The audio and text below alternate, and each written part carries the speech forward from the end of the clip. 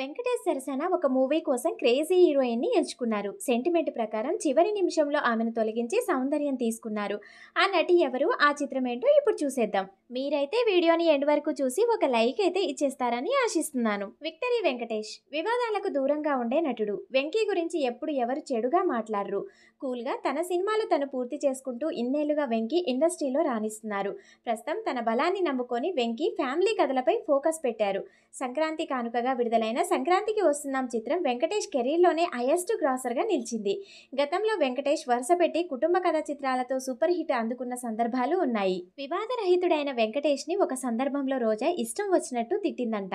వెంకీని మాత్రమే కాదు, వెంకీ సౌందర్య ఇద్దరిని ఆమె టార్గెట్ చేస్తూ తీవ్రమైన విమర్శలు చేసింది.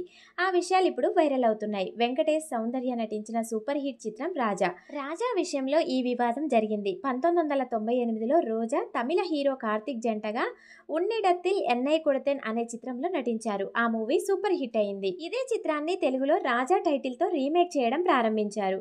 ముందుగా హీరోయిన్ గా రోజానే అనుకున్నారు. కానీ అంతకు ముందు రోజా వెంకటేష్ నటించిన పోకిరి రాజా చిత్రం డిజాస్టర్ అయ్యింది. సెంటిమెంట్ పరంగా రోజా వద్దని నిర్మాతలు డిసైడ్ అయ్యారు. ఆ టైంలో పవిత్ర బంధం, ఇంట్లో ఇల్లాలు, వంటింట్లో ప్రియురాలు లాంటి చిత్రాలతో సౌందర్య వెంకీ జోడీకి మంచి క్రేజ్ ఉంది. దీనితో నిర్మాతలు రోజాని పక్కన పెట్టి సౌందర్యాన్ని ఎంపిక చేసుకున్నారు. నేను వెంకటేష్ తో నటించిన పోకిరి రాజా ఫ్లాప్ అయ్యిందని రాజా చిత్రం నుంచి నన్ను తొలగించారు. మరి వెంకటేష్ సౌందర్య నటించిన సూపర్ పోలీస్ చిత్రం అట్టర్ ఫ్లాప్ అయింది కదా. ఆ తర్వాత వెంకటేష్ సౌందర్యతో ఎందుకు సినిమాలు చేశారు? రాజా చిత్రానికి నేను పనికిరానా? తమిళంలో నటించింది నేనే కదా, సౌందర్యలా నటించలేనా అంటూ రోజా విమర్శలతో విరుచుకుపడ్డారు. రోజా విమర్శలకు వెంకటేష్ కోపం తెచ్చుకోకుండా కూల్ గా మీడియాకు అప్పట్లో సమాధానం ఇచ్చారంట. హీరోయిన్ ఎంపిక అనేది దర్శకుడు, నిర్మాత చేతుల్లో ఉంటుంది. దర్శకుడు చెప్పినట్లు నటించడమే హీరో పని. ఆమె విమర్శలకు నేను స్పందించనంటూ వెంకటేష్ సమాధానం ఇచ్చారంట. థ్యాంక్స్ ఫర్ వాచింగ్ అండి. Please do like and subscribe.